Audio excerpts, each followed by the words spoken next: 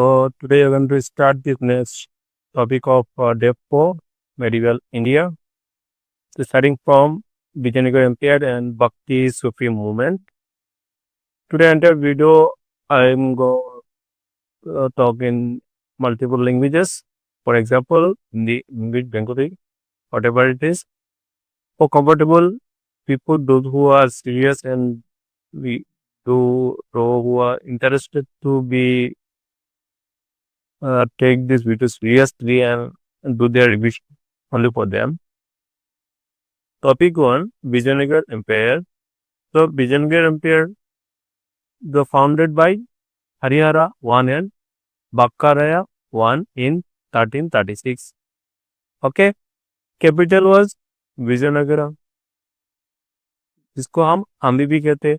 Strong administration and powerful army protected Hindu religion and culture. যেটা Hindu religion ও কালচারকে প্রোটেকশনের তাত্ত্ব বা religious protection এই রাজ্যতে ছিল ওই সময়ের মধ্যে. Famous for art, literature, architecture and trade. ঠিক আছে, সো ফেমাস ফর আর্ট, কি আর্ট, লিটারেচার, আর্কিটেকচার অ্যান্ড ট্রেডের জন্য ফেমাস ছিল বিজয়নগর এম্পায়ারটি. 2 number point, Bahmani kingdom founded by 1347 by Alauddin Hasan Bahman Shah. তো গোল গম্বুজ যেটা আছে লেটার বিদার, তো গুলবার্গা, ক্যাপিটাল কি হয় গুলবার্গা হয়. তো কিছু ফেমাস তার সঙ্গে জড়িত কিছু মনুমেন্টস আছে, এগুলো দেখবো. First independent kingdom of Deccan. First independent kingdom of Deccan divided into 5 Deccan Sultanates after its decline. ঠিক আছে, তো তার ডিক্লাইনের পর এই যে তার সালতানাত ছিল সেটা 5 ভাগে বিভক্ত হয়ে গিয়েছিল. নাও কৃষ্ণদেব রায় 1509, তো 1509 থেকে 1529 এর মধ্যে তার রাজত্ব ছিল. Krishnadeva Raya famous ruler, the greatest ruler of Vijayanagara empire. So Vijayanagara এম্পায়ারের মধ্যে কৃষ্ণদেব রায়কে কেন গ্রেটেস্ট রুলার বলা হয়েছিল? কারণ উনি অনেকটি সাউথের বা যদি বলা হয় অনেকটি রাজ্যকে উনি কঙ্কার করেছিলেন, যেমন কঙ্কার উদয়গিরি, রায়চুর, হন্দাবিডু, Odisha and part of the Kerala. ঠিক আছে, তো ও সাউথের অনেকটি রাজ্যকে উনি জয় করেছিলেন. Pattern of art, literature and culture. Pattern ছিল ওনার আর্ট, লিটারেচার ও কালচারের মধ্যে, এবং এই আর্ট, লিটারেচার কালচার ওনার সময় অনেকটি বিস্তার লাভ করেছিল বা ইম্পর্টেন্স লাভ করেছিল. নেক্সট, আস্থা দিগ্গজ. তান কৃষ্ণদেব রায়ের যে রাজ্যসভায় অষ্টদিগ্গজ বলে 8টি পদবি দেওয়া হয়েছিল 8জন 8 great poet in his court. ঠিক আছে, 8 গ্রেট পোয়েটকে এই উপাধি দেওয়া হয়েছিল এবং স্থান দেওয়া হয়েছিল, যার কি সাজেশন বা তাদের অনুসারে রাজ্যকে উনি চালাতেন. আনুকতা মাল্লাইদা, দেখো নামটি কি? আমুক্তা মাল্লাইদা, রিটেন বাই কৃষ্ণদেব রায়. তো কৃষ্ণদেব রায় কি লিখেছিলেন? আমুক্তা মাল্লাইদা. তো এই কোয়েশ্চনও আসতে পারে. Battle of Talikota. Battle of Talikota কেন famous? For between Vijayanagara empire and Deccan sultan. Deccan sultanate এবং যার মধ্যে বিজয়নগরের মধ্যে পট হয়েছিল, বিজয়নগর এম্পায়ার কি হয়েছিল? ডিফিট হয়েছিল. সুলতানতে কি ছিল? Bijapur, Golconda, Ahmednagar, Bidar and Berar. Defeat of Vijayanagara empire. Capital Vijayanagara was sacked and destroyed. Marked the decline of the Vijayanagar Empire. Next, Bhakti movement, a devotional movement that emphasized the love and devotion of God, opposed caste system, rituals and orthodox practice. ঠিক আছে, তো এই ভক্তি movement যেগুলো ছিল particular টাইমে particular গুরুজন, আমাদের যে স্পেশাল গুরু ছিলেন, ওনারা তোমার সময় আমাদেরকে এই ভক্তির দিকে বা ঈশ্বরের দিকে যাওয়ার বা ঈশ্বরের দিকে আমাদের মনকে নেওয়ার বা আত্ম বিচারের জন্য প্রেরিত করেছিলেন নিজের জ্ঞান বুদ্ধি দিয়ে. যেমন আমি লাইনটি আবার পড়ছি, the devotional movement that emphasize love and devotion to God. ঠিক আছে, গডের প্রতি তার লাভ অ্যান্ড ডিভোশনটি এখানে দেখিয়েছে। Oppose caste system, rituals and orthodox practices, thought equality, peace, mother. ঠিক আছে, তারা অপোজ করেছিলেন কাস্ট সিস্টেমকে ও রিচুয়াল এবং অর্থোডক্স প্র্যাকটিসকে, এবং তিনি ইকুয়ালিটি, পিস এবং ব্রাদারহুডকে ইম্পর্টেন্স দিয়েছিলেন। Use local languages for teaching. যিনি অনেকটি ফেমাস আমাদের দেশের একজন ফেমাস স্পিরিচুয়ালিস্ট বলে আমি বলবো। তার কোনো ধর্ম ছিল না, তিনি peace unity of Hindu and Muslim famous দোহাল। তিনি মুসলিম ছিলেন, কিন্তু বাকি হিন্দুদেরকেও কি হিন্দু ধর্ম নিয়েও গবেষণা করতেন বা মুসলিম এবং হিন্দুদের গবেষণা করতেন। উনি পশু হত্যার বিরুদ্ধে সম্পূর্ণভাবে ছিলেন, তাহলে ওনার কোনো তুলনা নেই। ওনার দোহাগুলো বা ওনার যে কথা বাক্যগুলো এখনো অনুসরণ করা হয়। গুরু নানক তিনি কি করেছিলেন? শিখিজমের স্থাপনা করেছিলেন। শিখের গুরু ছিলেন প্রথম, যিনি শিখিজমের স্থাপনা করেছিলেন। Teaching of equality, honesty and service, তিনি ইকুয়ালিটি, হনেস্টি অ্যান্ড সার্ভিসকে মহত্বপূর্ণ বা অনেকটি মনোযোগ দিয়েছিলেন এই বিষয়গুলোতে, যাতে এই বিষয়গুলো সমাজে ছড়ায়। চৈতন্য চৈতন্য একদম অনেক ফেমাস বৈষ্ণব ধর্ম বা বৈষ্ণবিজমের একজন পিস লাভ তো ডিভোশন। তো উনি ডিভোশন বা ঈশ্বরের প্রতি যে ডিভোশন এবং তার মধ্যে পিস যে পাওয়া যায়, ভালোবাসা, ঈশ্বরের প্রতি ভালোবাসা নিয়ে যে পিস পাওয়া যায়, সেটা নিয়ে বিস্তারিত গবেষণা এবং স্মৃতি নিয়ে আত্মবিচার ইত্যাদি উনি এই বিষয়ে মতলব ছড়িয়েছিলেন সমগ্র ভারতে। উনি অনেক ফেমাস। নেক্সট মীরাবাই, আমরা সবাই জানি Mirabai devote of lord Krishna. Lord কৃষ্ণার অন্যান্য ভক্ত ছিলেন। ফেমাস ভজন, উনার অনেকটি ফেমাস ভজন আছে। তারপর আমরা সুফি মুভমেন্টে দেখি peace, love, peace, tolerance and brotherhood. Sufi মুভমেন্টের মেইন থিম কি ছিল? Peace, love, peace, love, peace, তারপর শান্তি, টলারেন্স, ক্ষমা and brotherhood. Believe in oneness of God, এক ঈশ্বরের প্রতি ওনার ধ্যান, এবং khanqahs, centre royal build for teaching and services. attach people from all religion, attach people from all religion. Important Sufi saints, খাজা মঈনুদ্দিন চিশতি আজমির, নিজামুদ্দিন আউলিয়া দিল্লি, বাবা ফরিদ পাকিস্তান एंड शाह जलाल आसाम। तो आसाम में শাহজালাল, যিনি আসামে সুফিজমের মুভমেন্ট চালিয়েছিলেন। তারপর আসাম অনেক আরো দিগ্গজ ছিলেন, যিনি এই যেমন শঙ্করদেব, তো অনেকজন ছিলেন আসামের। তো আমরা আসামের টপিক গিয়ে পরবর্তী আলোচনা করবো, এটা সম্ভবত ভারতের। তো বেশি ডিসকাস না করে এগিয়ে যাই। কালচারের কন্ট্রিবিউশন, কালচারের কন্ট্রিবিউশন আবার কি দেখবো? Literature, works in Sanskrit, Kannada, Telugu, Tamil, Persian আর লোকাল ল্যাঙ্গুয়েজেস কে ইম্পর্টেন্স দেওয়া হয়েছিল ওই টাইমের। ইম্পোর্টেড ওয়ার্কস যেমন মুক্তামাল্যদা কৃষ্ণদেবের লিখেছিলেন, তারপর পঞ্চতন্ত্র, পার্সিয়ান ক্রনিকলস ইত্যাদি ফেমাস ছিল। আর্কিটেকচারের মধ্যে Vijayanagara Hampi monuments, temples, pillars, Indo Islamic architecture develop ছিল। আর্ট অ্যান্ড কালচারের মধ্যে beautiful painting, sculpture and carving, blend of Hindu and Islamic style.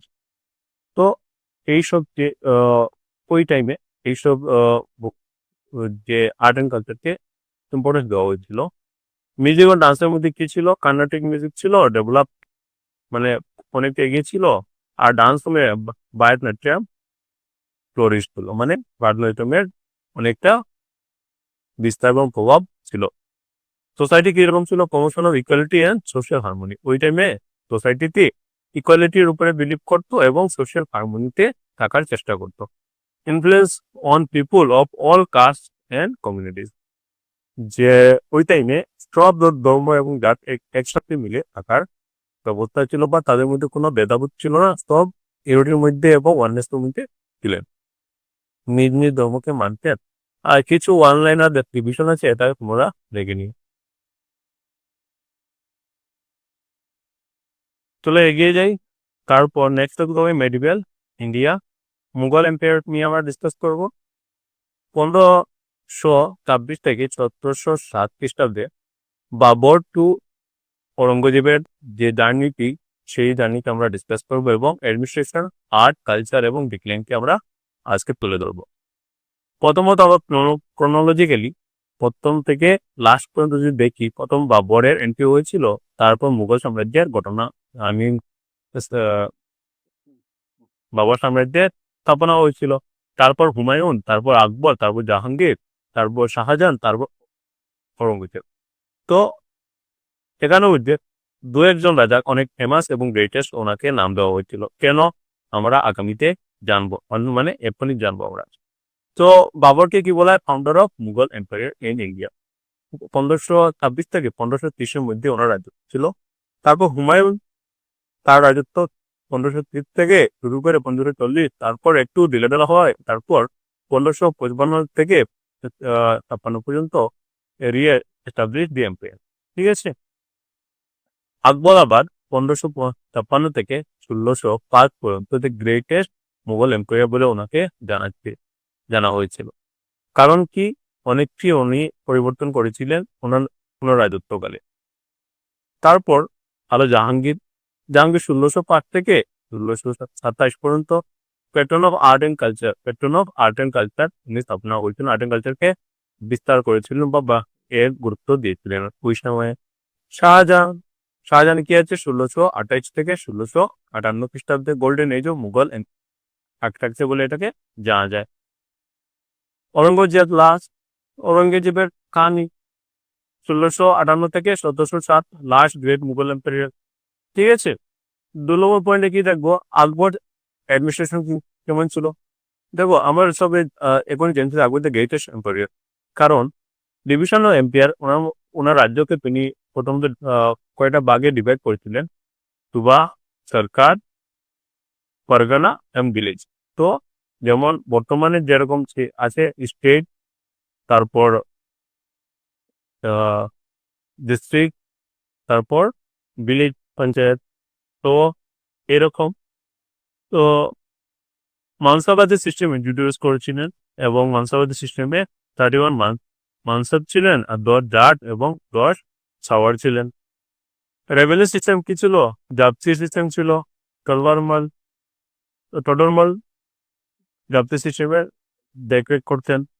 তারপর শালিকুল পলিসি, ইউনিভার্সাল পিস। শালিকুল পলিসি উনি লাগু করেছিলেন, মানে ইউনিভার্সাল পিস। সম্পূর্ণ ভারতে তার যে জায়গায় স্থানে রাজত্ব ছিল সবাইকে পিসের স্থাপনা উনি করেছিলেন। ইবাদত খানা এস্টাবলিশ করেছিলেন এবং দিনী ইলাহি নামও উনি পেয়েছিলেন 1582 খ্রিস্টাব্দে। এস্টাবলিশ জিজিয়া ট্যাক্স, অ্যাবলিশ জিজিয়া ট্যাক্সকে অ্যাবলিশ করেছিলেন। জিজিয়া ট্যাক্স কি ছিল? এই যে ধর্ম নিয়ে বা কোনো ধর্মস্থলে যাওয়াতে যে ট্যাক্সগুলো দেওয়া হতো, সেই ট্যাক্সগুলিকে রদ করেছিলেন।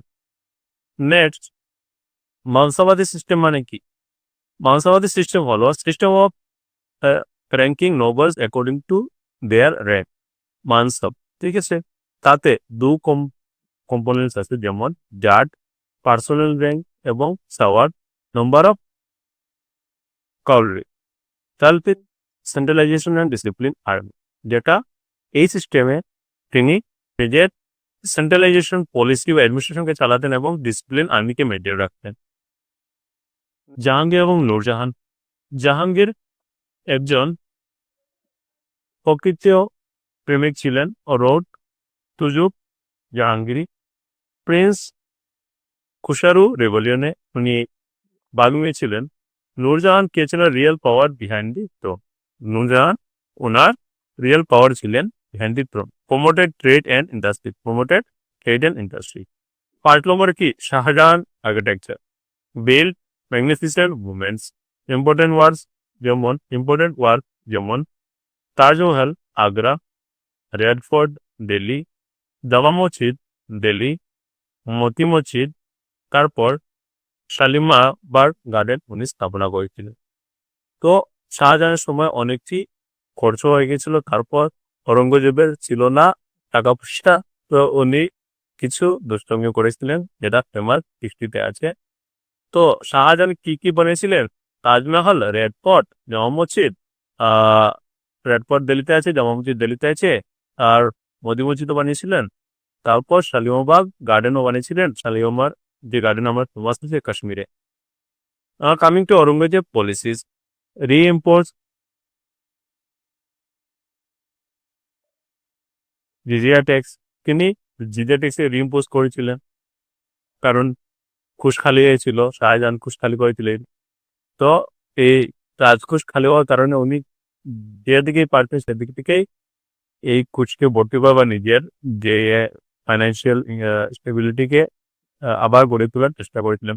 ইস্টিক সুন্নি মুসলিম, তিনি আবার সুন্নি মুসলিমকে ফলো করা শুরু করেছিলেন, মতলব বাকি ধর্মগুলোকে অবহেলা এবং তাদের ধারণা করা শুরু করেছিলেন। ডেস্ট্রয় সাম টেম্পল, এবং অনেকটা টেম্পলকে উনি ডেস্ট্রয় করেছিলেন। লং ডেকান ওয়ার্স এগেইনস্ট মারাঠাস, বিজাপুর, গোলকোন্ডা। ঠিক আছে, ডেকান ওয়ার্সে উনি ভাগ নিয়েছিলেন, কারণ ওনার এই সুন্নিবাদী যে প্রকল্প তাতে অনেকটি রাজ্য ওনার বিরুদ্ধে হয়েছিল এবং যুদ্ধে উনি যোগদান করতে হয়েছিল। তার ফলে কি হয়েছিল? এম্পায়ার এক্সপানশন বা ফাইন্যান্সিয়াল স্টেট। এই যুদ্ধ বিগ্রহ এবং অনেকটা কারণে ওনার অনেকটা ফাইন্যান্সিয়াল ক্ষতি হয়েছিল এবং এম্পায়ার দিয়ে এক্সপান্ড হয়েছিল, কিন্তু ফাইন্যান্সিয়ালি আনস্টেবল হয়ে গেছিলেন। নাও মুঘল অ্যাডমিনিস্ট্রেশন কি ছিল? ওভারভিউ। এম্পায়ার সুপ্রিম অথরিটি ছিল, কাউন্সিল অফ মিনিস্টার যা অ্যাডমিনিস্ট্রেশনকে চালাতে হেল্প করতেন। ডিপার্টমেন্ট ছিল যেমন ওয়াজির ফাইন্যান্স, মিল বক্সি মিলিটারিকে দেখতেন, সাদার রিলিজিয়াস অ্যাফেয়ার্সকে দেখতেন, দিওয়ানি কুল রেভিনিউকে দেখতেন। যারা মানে এই ডিপার্টমেন্ট ছিল, মিল সামান রয়্যাল স্টোরকে বা রয়্যাল স্টোরের ডিপার্টমেন্টকে আমরা মিল সামান বলেই জানতাম। নাও রেভিনিউ সিস্টেম কি ছিল? মেইন সোর্স অফ রেভিনিউ কি ছিল? ল্যান্ড রেভিনিউ থেকে আসতো। তারপর জব্দি সিস্টেম মানে কি? Measurement of land and care payment. Army কি ছিল? Well organize with cavalry infantry, artillery and elephants. তো স্ট্রং আর্মি ছিল মুঘলদের, এলিফেন্ট থেকে বাকি সব কিছু ওনার আর্মিতে ছিল, তাই স্ট্রংলি উনি রাজত্ব করতে পেরেছিলেন। নাও মুঘল আর্ট অ্যান্ড কালচার কি ছিল? ফিউশন অফ পার্সিয়ানের অনেকটা প্রভাব দেখা গিয়েছিল, সেন্ট্রাল এশিয়ান এবং ইন্ডিয়ান কালচারও ইনক্লুডেড ছিল। মিনিয়েচার পেন্টিং ফ্লোরিশ, ছোট ছোট আর্ট কালচারকে উনি প্রাধান্য দিয়েছিলেন বা এই সময়ে প্রাধান্য দেওয়া হয়েছিল। Development of literature in Persian লিটারেচারকে একটু ডেভেলপ ওয়েতে এক্সপান্ড করা হয়েছিল। Music Tansen in Akbar court, তোমার সবাই জান কানসেনের গানগুলি। তো মিউজিক আকবরে করে যে গান বাজনা হতো তা তানসেনের দ্বারা আয়ত্ত ছিল বা ওনার জন্য কন্ট্রোল করা হতো। আর্কিটেকচার কি ছিল? Blend of Hindu and Islamic style. তো মিক্স হিন্দু অ্যান্ড ইসলামিক স্টাইলকে মিক্স করে আর্কিটেকচার গুলি ডিজাইন করা হতো। দেখলেন ও মুঘল এম্পায়ার কেন ডিক্লাইন হতো? Long Deccan wars then the treasury. তো আমরা দেখলাম যে জাহাঙ্গীর সরি ঔরঙ্গজেব অনেকটি ডেকান ওয়ারে ইনভলভ হয়েছিল, তার কারণে ফাইন্যান্সিয়াল ট্রেজারি ক্ষতি হয়েছিল, উইক সাকসেসর এবং করাপশন অ্যান্ড অ্যাডমিনিস্ট্রেটিভ ইনএফিসিয়েন্সি দেখা গিয়েছিল। Rise of regional states, Marathas, Greeks, Jats and Nawabs. তো রিজনাল স্টেটগুলিতে কি ওনার বিরুদ্ধে খাড়া হয়েছিলেন এবং এই কারণে ওনার সঙ্গে যুদ্ধ বারবার হয়েছিল। তারপর দেখতে পাই যে ইনভেনশন নাদির শাহ 1739, আহমদ শাহ আবদালি। তো এই সবের কি হয়েছিল? ইনভেনশন দেখা গিয়েছিল। তো কারণে এই মুঘল এম্পায়ারের ডিক্লাইন হয়েছিল। তো এত এত লম্বা বা এত দিক চলার পর লাস্টে ঔরঙ্গজেব নিজের পায়ে নিজে মানে কুলারি মারলেন, কারণ উনি দূর হয়েছিলেন সুন্নিবাদী মুসলিম এবং অন্যান্য পুরানো উপতাকে যে ট্যাক্স ছিল এটাকে আবার নিয়ে এসেছিলেন এবং অন্যান্য ধর্ম বা ধর্মাবলম্বীকে বিরুদ্ধে লেগেছিলেন এবং তার ফলে নিজেরই আয়ত্ত বা পূর্বজের আয়ত্ত করা যে রাজ্যগুলো দেওয়া হয়েছিল তারাই নিজের বিরুদ্ধে দাঁড়িয়ে গেলেন। তো এই সব কারণ ছিল decline of Mughal empire. Now important battles যেমন battle of Panipat 1526 Babur and Ibrahim লোদির মধ্যে হয়েছিল। Battle of Khanwa 1527। তো 1527 খ্রিস্টাব্দে বাবর এবং রানা সাঙ্গার মধ্যে হয়েছিল। ব্যাটেল অফ টান্ডেরি 1528 খ্রিস্টাব্দে বাবর এবং মেদিনী রায়ের মধ্যে হয়েছিল। Battle of Talikota 1565 result decline to Vijayanagara. তো তো বিজয়নগর এম্পায়ার লাস্ট যে সেকশন আমরা ডিসকাস করেছিলাম, বিজয়নগর এম্পায়ার ডিক্লাইন হয়েছিল এই সময়ে। ডেকান ওয়ারে বিজয়নগর এম্পায়ার যোগদান করেছিলেন এবং এই কারণে উনি সম্পূর্ণভাবে হেরেছিলেন। নেক্সট ইম্পর্টেন্ট বুকস, তো এর সম্বন্ধে অনেকটা ইম্পর্টেন্স, কারণ এই বুক সম্বন্ধে কোয়েশ্চেনগুলো জিজ্ঞেস করা হয়। যেমন বাবরনামা কে লিখেছিল? বাবর নিজে লিখেছিলেন। আকবরনামা কে লিখেছিল? আবুল ফজল। দেখো আকবরের যে দুটি বই আছে এই দুটি বই আবুল ফজল লিখেছিলেন, যেমন আকবরনামা আর আইনে আকবরী। তো আকবর ফেমাস ছিলেন নীতি, ওনার যে কালচারাল নীতি এবং সব ধর্মকে নিয়ে চলা, তারপর রেহাই দেওয়া, তারপর রেন্ট রেভিনিউ ন্যায় শাসন ব্যবস্থা ছিল, ক্রুরতা ছিল না। তো সবার মত নিয়ে কাজ করতেন, এই কারণে আকবর অনেকটা ফেমাস ছিলেন এবং ওনার শাসনকাল অনেকটি বিস্তারিত হয়েছিল এবং সব ধরনের সাপোর্ট উনি পেয়েছিলেন সবার কাছ থেকে। নেক্সট সুজুকি জাহাঙ্গীর কে লিখেছিল? জাহাঙ্গীর লিখেছিল। না, পাতশাহনামা কে লিখেছিল? আব্দুল হামিদ লোহরি অন শাহজাহান। শাহজাহানের উপরে যে পাতশাহনামা লেখা হচ্ছিল কে লিখেছিল? আব্দুল হামিদ লোহরি। তো বাকি সবগুলো মনে রাখা যাবে, কিন্তু লাস্টেরটা মনে রাখা যাবেন। তো এটা কিন্তু বারবার হবে, এবং পাতশাহনামা আব্দুল হামিদ লোহরি লিখেছিল। কিছু কি পয়েন্ট আছে আমি বারবার বলবো না, একবার দেখে নিবে। আজকের জন্য এতটুকু।